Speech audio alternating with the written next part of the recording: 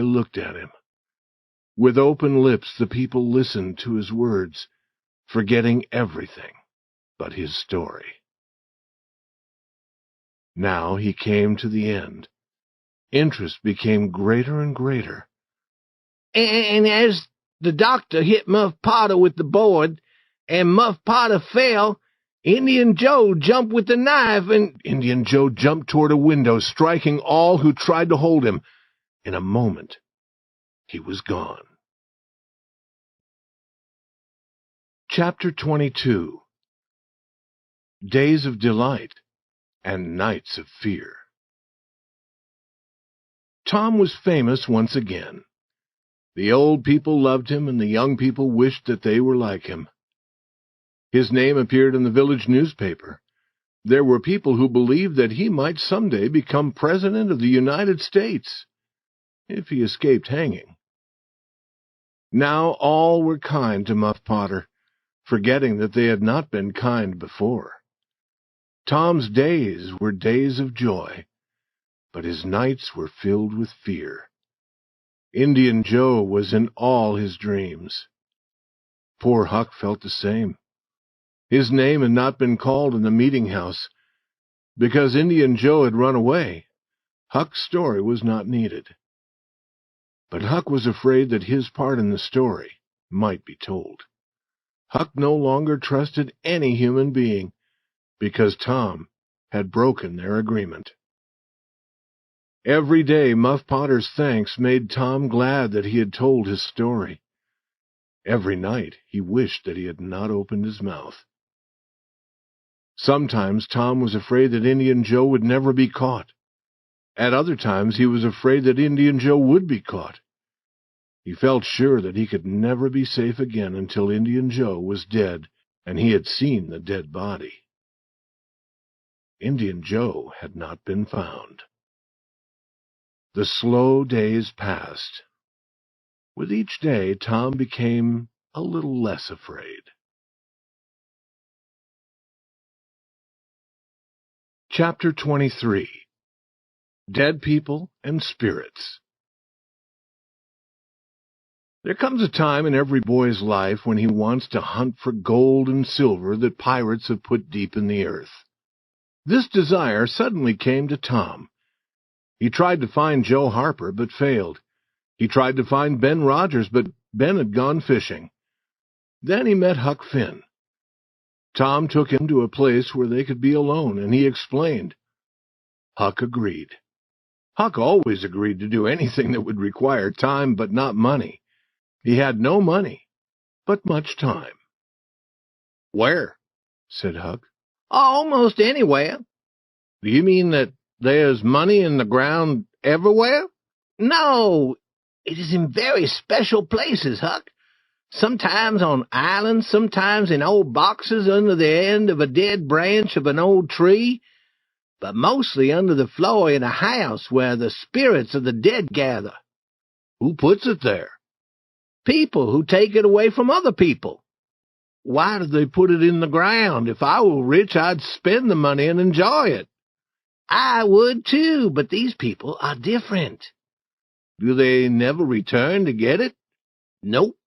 They think that they will, but they forget where it is, or they die." "How are you going to find it, Tom? Where will you look?" "We tried hunting for gold on the island when we was pirates. I know where there's a house full of spirits, and there are old trees with dead branches everywhere." "Is there gold and silver under every dead branch?" "No, that would not be possible." "How do you know which one to choose?" "Choose all of them." "Tom, we shall be working all summer." "What is wrong with that? We might find $100 or valuable stones like diamonds. How'd you like that?" Huck's eyes were shining. "Give me the $100 and you can have the valuable stones like diamonds." "Have you ever seen a diamond, Huck?" "I do not remember that I have." "Kings have diamonds, and I've heard that some of them are worth $1 or more. Kings have hundreds of them." "I do not know any kings, Tom." If you go to Europe, you'll see 'em jumping around. Do they jump? Jump? No. Why did you say that they jumped? Oh, I mean that you will see kings everywhere. Not jumping. Why should they jump? But you will see many of them. The boys got some gardening things used for making holes in the earth. Then they walked 3 miles to an old tree with a single dead branch. They were very hot, and they sat in the shade of another tree to rest and smoke. Tom said, Huck, if we find some money, what will you do with it? Spend it before my father takes it and spends it. What will you do with yours? I will get married. Married? Tom, you would be a fool. Think of my father and mother. Fight. They were fighting all the time, I remember. The girl I marry won't fight. Tom, they're all the same. Who is she? I won't tell you now. If you marry, I will be more lonely than I am now. No, you won't. You will come to live with me. Now, we must start working. They worked for half an hour. They found no box of money in the hole that they were making. They worked for another half hour. Then Huck said, Is the money always so deep in the ground? Not always. Perhaps this is not the right place. They began on the other side of the tree. They worked without talking for a while. Then Huck stopped to dry his face and said, Where do we try next? There's an old tree on Cardiff Hill behind Miss Douglas's house. That might be a good place. But won't she take the money away from us? It is her land. If you find money in the ground, it belongs to you. It does not belong to the owner of the land. That was fine. The work continued. After a while, Tom said, We must be in the wrong place again. Oh, I understand. What a fool I was. We must know where the shade of the dead branch is under the light of the moon in the middle of the night. That is where we must hunt for the money.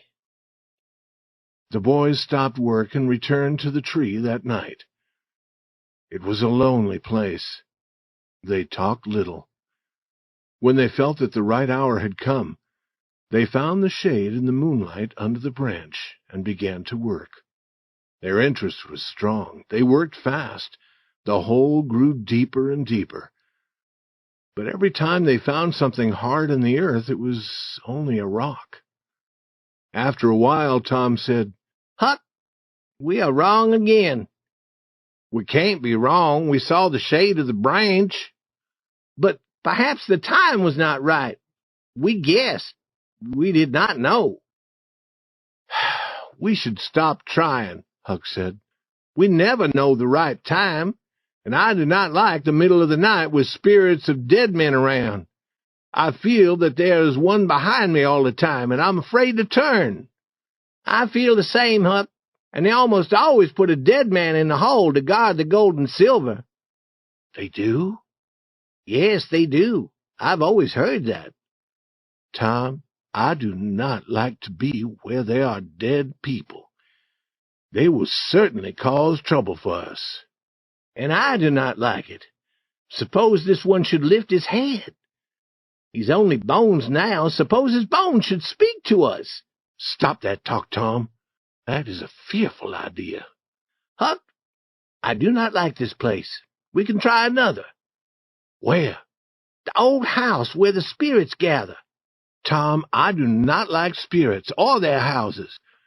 Dead people may speak to us, perhaps, but they won't come quietly behind us as spirits do, and then suddenly make fearful noises.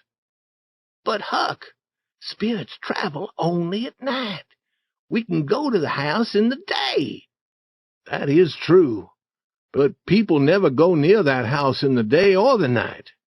That is because a man was killed there, but nothing is seen except in the night, and then only blue lights are seen. When you see those blue lights, Tom, you know that spirits are near, because only spirits use them. I agree to go to the house if you want to. but I do not think that it is safe.